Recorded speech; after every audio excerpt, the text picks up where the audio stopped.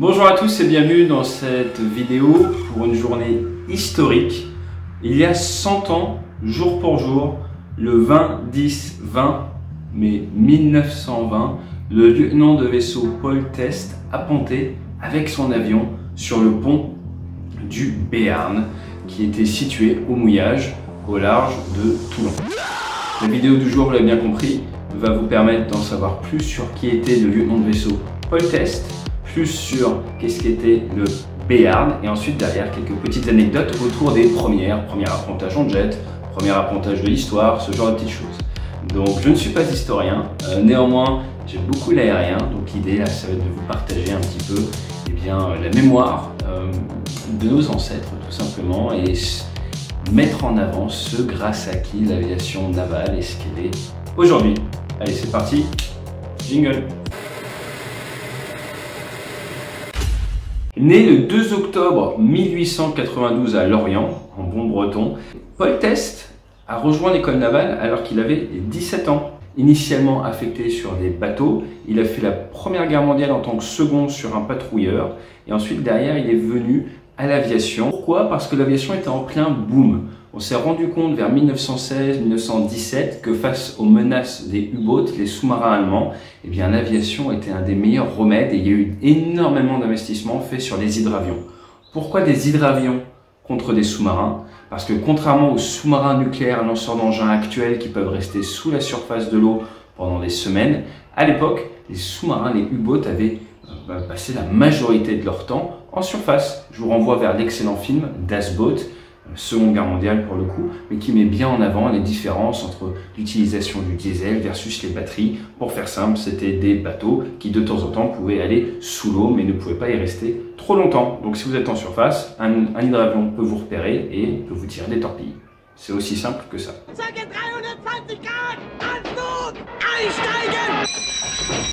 On en revient à Paul Teste, qui décide de rejoindre l'aviation navale, si on peut dire, et en tant qu'observateur, initialement à Dunkerque pendant la guerre. Il y avait alors des hydravions FBA, et un jour, alors qu'il était à bord d'un de ces hydravions, le 26 mai 1917, ils se font tomber dessus avec son équipe, et là, c'est le drame. Ils sont obligés de se poser ou alors ils sont abattus.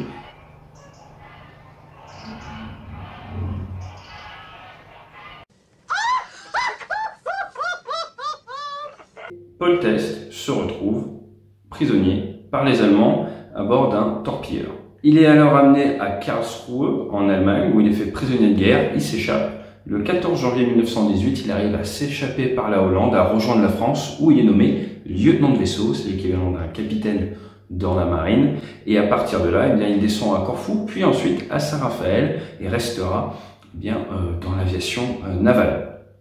Lui, sa prise de conscience a été assez claire lors de cet engagement, c'est qu'un hydravion, de par son design, sera toujours inférieur à un avion à roulettes. À partir de là, comment, dans la marine, avoir des avions à roulettes, et ça a été le début de la réflexion. Il tente le 9 novembre 1918 de décoller depuis le cuirassé Paris. Il s'en sort indemne après une chute de 15 mètres. Mais finalement, il arrive à décoller, mais c'est d'un autre aviso plus tard. Donc, finalement, c'est le Béarn qui est un projet de bateau qui est initialement abandonné et réussit à récupérer du budget pour fabriquer une sorte de plateforme dessus. Malheureusement, il n'y a pas de propulsion, et c'est ce qu'on appelle une coque inachevée, donc il sera au mouillage dans la rade de Toulon. Et là, sur 10 appontages effectués avec des Harriot, des Soviet, des types d'aéronefs différents jusqu'à du triplace, et bien sûr 10 appontages, il y a lui et son équipe seulement un seul accident qui est dû à une rupture de brin. L'avion est perdu, mais le pilote est indemne. Donc, au final, il faut une grande qualification. 16 pilotes sont qualifiés, 45 appontages sont réalisés, et le lieutenant de vaisseau Paul Teste se retrouve promu capitaine de corvette à 30 ans, un des plus jeunes officiers supérieurs de sa génération, et également décoré de la Légion d'honneur. Donc c'est pas rien, un officier très méritant.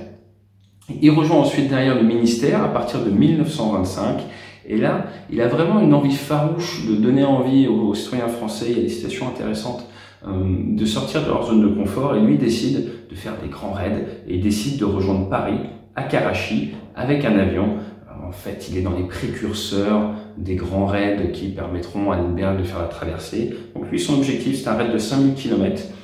Lors d'un vol d'entraînement, son avion se crache au décollage et il est brûlé et décède peu de temps après dans malheureusement d'atroces souffrances. Il est fait capitaine de frégate à titre posthume et c'est donc le capitaine de frégate Paul Teste qui, il y a 100 ans, a réussi, grâce à son panache, premier Français à planter. Le Béarn, de son côté, livré en 1920 comme cuirassé, a été derrière transformé en 1928 comme porte-avions. À cette époque-là, il y avait environ plus de 900 personnes à bord. Il a été gardé jusqu'en 1967 où après il a été ferraillé. 183 mètres de long, 25 000 tonnes. Donc le porte-avions Charles de Gaulle c'est 261 mètres 50 de long, c'est 40 000 tonnes. Là c'est 183, 25 000 tonnes, 900 personnes. Le Charles de Gaulle c'est 1900 personnes. 37 200 chevaux, une vitesse maximum de 21 nœuds 50. L'idée de tout ça, c'est venu initialement d'une commission française qui allait visiter le HMS Argus. HMS, ça veut dire quoi? Her Majesty Ship, navire de Sa Majesté, donc c'est la Royal Navy. Et l'Argus, lui, avait un hangar et un pont de 180 mètres, et ça a donc aidé, inspiré les Français. Et pour la petite histoire, avec tout ça, tout ce qui se passe en Europe, eh bien, ça donnait des idées aux Américains également, mais on va en reparler. À bord du Béarn, il y a eu en gros 3 grosses unités, la 7C1, la 7B1, la 7S1, C pour chasse, B pour bombardier et torpillage, S pour surveillance.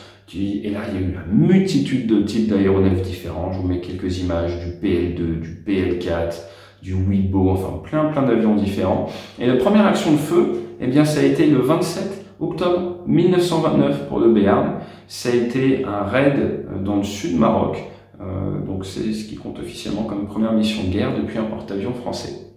Et ce qu'il faut savoir, c'est qu'en mai 1940, le Béarn a été utilisé pour transporter l'or de la Banque de France pour payer des avions, et à cause de tout ce qui s'est passé en France à ce moment-là, eh bien il a fini aux Antilles. Il a repris du service plus tard, et puis voilà. Qu'est-ce que je peux vous dire de plus? C'est déjà pas mal. Je ne vais pas non plus vous saturer avec trop de faits techniques. Les petits points que je voudrais partager avec vous, c'est le premier appontage de nuit, c'est un enseigne de vaisseau qui l'a fait. L'enseigne de vaisseau Josin, qui était le commandant de la 7C1, donc qui était chasseur. Et vous voyez, il était enseigne de vaisseau, commandant d'escadrille, c'est pas banal. Et donc ça, c'était le 24 novembre 1927. Ça a été fait au mouillage. Et comment est-ce qu'on faisait pour se repérer de nuit à ce moment-là? Eh bien, il y avait utilisation de projecteurs, mais les pilotes se plaignaient du manque de lumière. Spoiler alerte, comme on dit, on se plaint toujours du manque de lumière, même en rafale. Ok, par contre il faut attendre le 10 juin 1938 pour que l'enseigne de vaisseau cassé se pose avec un PL-101 sur le Béarn, et là au large des côtes, donc sans aucune côte en vue, sans aucune lumière, sans pollution lumineuse si on peut dire, donc vraiment par la mer Noire complète. Et c'est l'enseigne de vaisseau cassé qui a fait ça. Et pour la petite histoire, on dit souvent poser, pas casser, mais je pense pas que ça vienne de cette époque-là. C'était la blague. Vous allez sûrement me demander, mais oui, les officiers d'appontage, où est-ce qu'on en est? Je vais pas vous faire l'historique des officiers d'appontage, mais les premiers Français ont été formés en Écosse, les Scapa Flow là-bas, la grande base de la Royal Navy, en 1945. Et à partir de 1950, les officiers d'appontage français étaient formés à Pensacola. C'est toujours le cas, 70 ans après, à la LSO School, Landing Signal Officer School. Alors c'est plus à Pensacola, mais c'est avec l'US Navy. Je vais vous parler rapidement maintenant du premier appontage. Le premier appontage, eh bien, c'est Samuel Langlais qui s'est posé sur un houseboat, si on peut dire, en 1903. Vous allez me dire, c'est pas vraiment un appontage, je suis d'accord avec vous, mais il s'est posé sur ce truc que vous voyez en photo, c'est pas banal. En 1909, Clément Ader, dans son livre L'aviation militaire, a mis en avant l'importance de la capacité aéronavale, et c'est à partir de là en fait que les Américains vont vraiment développer énormément ça, puisqu'il y a un compte rendu du consulat, de l'attaché de défense par rapport à l'aviation militaire, par rapport au livre de Clément Ader, et qui a lancé un petit peu le funding, l'investissement américain dans le sujet. Le 18 janvier 1911, à bord de l'USS Pennsylvania, qui est alors à l'ancre, encore une fois, eh bien c'est Eugene Ely, qui est un pilote civil, qui s'est posé à bord du Pennsylvania et qui a officiellement fait dans la baie de San Francisco le premier appontage sur une piste de 40 mètres sur 18 avec des brins d'arrêt qui étaient lestés par des sacs de sable. Pour ce qui est du premier catapultage, ou premier décollage depuis un porte-avions pour être précis, eh bien c'était depuis le Birmingham. Et sinon, le premier décollage depuis un bateau en mouvement, ce sont les Anglais, le lieutenant-commandeur Charles Sanson, qui a fait ça le 9 mai 1912 avec un Short 38. Pourquoi je vous dis tout ça? Parce qu'il faut voir qu'il y a un gros développement de la part des Américains, un gros développement de la part des Anglais, un développement un peu plus tardif de la part des Français, mais également il y avait les Japonais qui développaient également toutes ces capacités-là. Si on regarde dans l'histoire plus moderne, qu'est-ce qu'on a comme information intéressante? Premier appontage au réacteur, c'est la Royal Navy, le lieutenant-commandeur Eric Brown, qui s'est posé à bord du Ocean au large de Portsmouth. Campagne d'appontage, c'était en décembre 1945, à bord d'un Sea Vampire, un 2 Havilland Sea Vampire. Difficulté supplémentaire du réacteur, les vitesses d'évolution, surtout l'inertie. L'inertie du moteur rend les choses beaucoup plus compliquées. Pour ce qui est des nouvelles technologies, 10 juillet 2013, le X-47B a apponté un drone de manière complètement automatique à bord du H.W. Bush. Les Américains ont différents systèmes d'aide à l'appontage. Vous avez l'ICLS, une sorte de système comme un ILS de guidage qui vous donne des consignes, voire même qui peut vous aider à le faire en automatique, qui peuvent vous soulager. Ils ont ça depuis plus d'une cinquantaine d'années. Nous n'avons pas en France. Et vous avez maintenant un nouveau concept qu'on appelle le JPALS, J-P-A-L-S, notamment utilisé à bord du F-35, qui vous permet une approche grâce au GPS différentiel. Le GPS différentiel, c'est un GPS qui vient être enrichi grâce à des stations sol, donc dans ce cas-là basé sur le bateau, qui vous permet une précision centimétrique. Ça fonctionne extrêmement bien. Quand on parle d'un appontage moderne, si vous prenez un avion qui fait 10 tonnes, ça ce serait genre un super étendard ou petit avion, à la vitesse à laquelle il arrive, vous êtes dans les 15 millions de joules. Donc c'est vraiment des énergies assez énormes.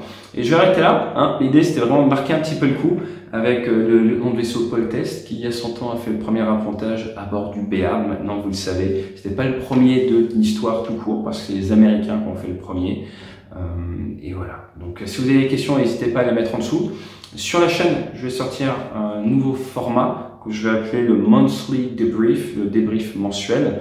À partir de là, qu'est-ce que c'est? Eh bien, je vais regarder le mois précédent, toutes les actualités qui ont eu lieu. Je vais vous faire une sorte de résumé avec ma vision et mon analyse, plus détaillé que ce que vous pouvez trouver, on va dire, sur le mainstream medias, mais sans pour autant passer 40 minutes sur chaque sujet. Derrière, dans les commentaires, vous pouvez me dire quel sujet, quelle thématique vous voulez me voir traiter.